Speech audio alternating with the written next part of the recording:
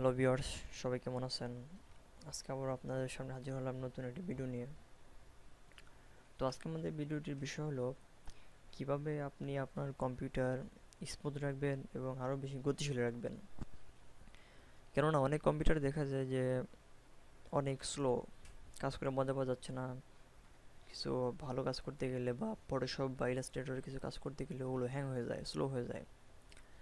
তো আজকে আমরা কিছু টিপস আলোচনা করব, যে টিপসগুলো মানলে আপনি আপনার কম্পিউটারকে আরও গতিশীল রাখতে পারবেন এবং এই সমস্ত কাজগুলো হাই কাজগুলো অনেক স্মুথলি করতে পারবেন। তো চলুন টিপসগুলো জেনে নেওয়া যাক। তো প্রথমেই হলো আপনার কম্পিউটারে পর্যাপ্ত পরিমাণ হার্ড ডিস্ক এবং র্যাম লাগবে। কেননা ধরুন বর্তমানে ম্যাক্সিমাম কম্পিউটারেই বা ল্যাপটপেই কিন্তু ভালো মানের র্যাম থাকে, 8 জিবি, 16 জিবি বা আরও হায়ার গেমিংয়ের জন্য 32 জিবি, এই টাইপের আর কি। তো আপনার কম্পিউটার হার্ড ডিস্কটা জরুরি। আপনি কম্পিউটার হার্ড ডিস্কে আপনার উইন্ডোজ থাকবে, অন্যান্য ফাইল থাকবে। তো যদি দেখা যায় যে আপনার হার্ড ডিস্ক খুব কম, যেমন 256, তো এটা যথেষ্ট। ধরুন 70-75 এরকম, খুব কম। তো সেক্ষেত্রে কী হবে, আপনার উইন্ডোজে কিছু জায়গা তো লাগবেই। তো আপনি সেখানে যদি আরও কিছু ফাইল রাখেন, মিডিয়া ফাইল, তো যদি আপনার হার্ড ডিস্ক ফুল হয়ে যায় তাহলে আপনার কম্পিউটারের উপর এক্সট্রা চাপ পড়বে। তো ফলে কী হবে, সেটা স্পিড পাবে না এবং আপনার সেটা হ্যাং করবে, স্পিডটা কমে যাবে। আর র্যামও এখানে অনেক জরুরি। আপনার র্যাম যত ভালো হবে তত আপনি কাজগুলো স্মুথলি করতে পারবেন। কারণ র্যাম যদি হয় 1 জিবি অথবা 2 জিবি, সেক্ষেত্রে আপনার ফটোশপের কাজ সম্ভব না, আপনি ভালো কাজ করতে পারবেন না, 3D তো অসম্ভব। তো আমরা এটাই বলতে চেয়েছি যে আপনি ভালো কাজ করার জন্য, ভালোভাবে কাজ করার জন্য কম্পিউটারে, অথবা আপনার কম্পিউটার কিছু ভালোভাবে কাজ করার জন্য আপনার অবশ্যই ভালো হার্ড ডিস্ক লাগবে, ভালো স্পেসের হার্ড ডিস্ক এবং ভালো স্পেসের র্যাম লাগবে, এটা জরুরি।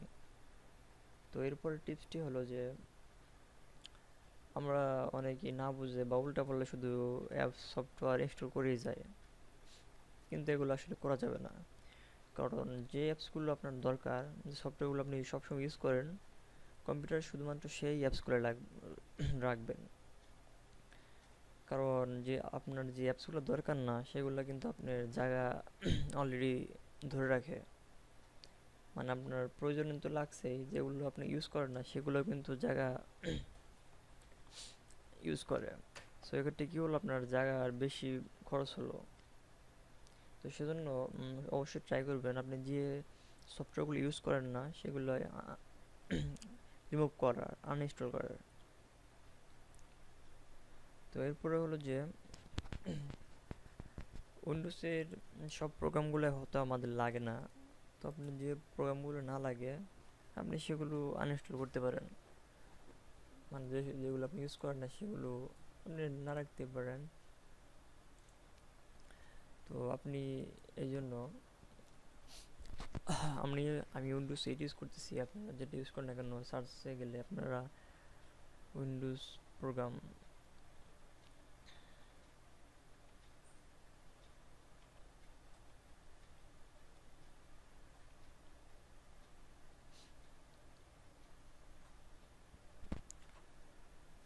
ডিফল্ট প্রোগ্রামস পাবেন।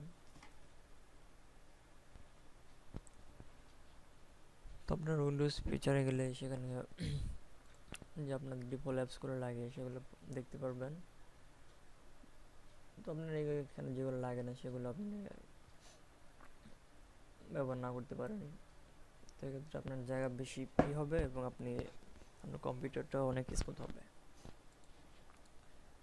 তো এরপর আপনি করতে পারেন যে আমরা সাধারণত বিভিন্ন ধরনের অ্যান্টিভাইরাস ইউজ করতে থাকি কম্পিউটারকে ফ্রি রাখার জন্য। আপনি এই জাতীয় অ্যান্টিভাইরাস ইউজ করতে পারেন, সেক্ষেত্রে আপনার কম্পিউটার অনেক ফ্রি থাকবে, ভাইরাস মুক্ত থাকবে। আমরা সাধারণত অ্যাভিরা, অ্যাভাস্ট, নর্টন এই জাতীয় অ্যান্টিভাইরাসগুলো ব্যবহার করে থাকি। তো আপনিও আপনার কম্পিউটারকে ফ্রি রাখার জন্য এই জাতীয় অ্যান্টিভাইরাসগুলো ব্যবহার করতে পারেন। তো এরপরে হলো ফায়ারওয়াল। তো আমরা প্রায় অনেকেই ব্রডব্যান্ড ইউজ করি অথবা কম্পিউটার নেট ইউজ করি। তো ফায়ারওয়াল এর ডিফল্ট সেট করে থাকে। তো ফায়ারওয়াল হলো যে আপনার কম্পিউটারে যেন কোনো ম্যালওয়্যার অথবা কোনো অন্য কোনো ভাইরাস আক্রমণ করতে না পারে, সেজন্য ওটা একটা ওয়াল বা বাধা হিসেবে কাজ করে। সেজন্য আপনি ফায়ারওয়ালটা অন রাখতে পারেন কম্পিউটারকে ভাইরাস মুক্ত রাখার জন্য। তো এরপর আরেকটি বিষয় হলো উইন্ডোজ আপডেট। তো উইন্ডোজ আপডেটটা যারা ব্রডব্যান্ড ইউজ করেন তাদের তো মেগাবাইট আনলিমিটেড। তো তারা তাদের কম্পিউটারকে ফ্রি রাখার জন্য এই উইন্ডোজটা আপডেট করতে পারে নিয়মিত, কারণ মাইক্রোসফট তাদের আপডেট সাধারণত প্রতিনিয়ত দিয়ে থাকে।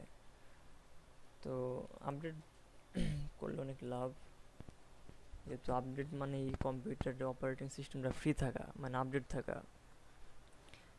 তো আপনারা আপডেট করতে পারেন, এক্ষেত্রে আপনার অবশ্যই পিসিটি অনেক ফ্রি হবে। তো এরপর হলো রিস্টার্ট।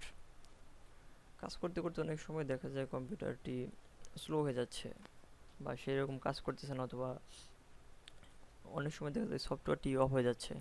তো সেজন্য আপনাকে এটা আপনার পিসিকে আবার স্মুথ করার জন্য বা আগের মতো সচল করার জন্য অবশ্যই রিস্টার্ট করতে পারেন, তাতে আবার আপনি ভালো পারফরমেন্স পাবেন। তো এরপর একটি ব্যাপার হলো বা সেটি হলো হাই ব্যাটারি পারফরমেন্স। তো আমরা যারা ডেস্কটপ ব্যবহার করি তাদের কাছে তো এটি কোনো সমস্যা না, পাওয়ার সাপ্লাই। কিন্তু যারা ল্যাপটপ ইউজ করি তাদের যেহেতু ব্যাটারি থেকে ইউজ করতে হয় বা ল্যাপটপ ব্যাটারি সিস্টেম, তো সেক্ষেত্রে তাদের হাই পারফরমেন্স ব্যবহার না করা উচিত। এই যে দেখুন এখানে পাওয়ার সিস্টেমে দেওয়া আছে ব্যালেন্স, এটা রিকমেন্ডেড, মানে তাদের পরামর্শ অনুযায়ী এটাই। তো আপনি আপনার ভালো পারফরমেন্সের জন্য আপনি হাই পারফরমেন্স ইউজ করতে পারেন। তো ডেস্কটপে এটা কোনো ইফেক্ট ফেলবে না, কিন্তু ল্যাপটপে একটু এটা ব্যাটারি বেশি ড্রেন করবে। তাছাড়া আপনি পাওয়ার সেভার ইউজ করতে পারেন। তো মোট কথা আপনার ভালো পারফরমেন্সের জন্য আপনি হাই পারফরমেন্স অপশনটাই ইউজ করতে পারেন। তো আজকে আমরা এই পিসি কীভাবে স্মুথ রাখা যায় বা স্পিডে রাখা যায় সে নিয়ে আমরা কিছু হালকা গুরুত্বপূর্ণ টিপস নিয়ে আলোচনা করলাম। সবাইকে অসংখ্য ধন্যবাদ ভিডিওটি দেখার জন্য, আর আমাদের সাথে থাকবেন। আসসালামু আলাইকুম।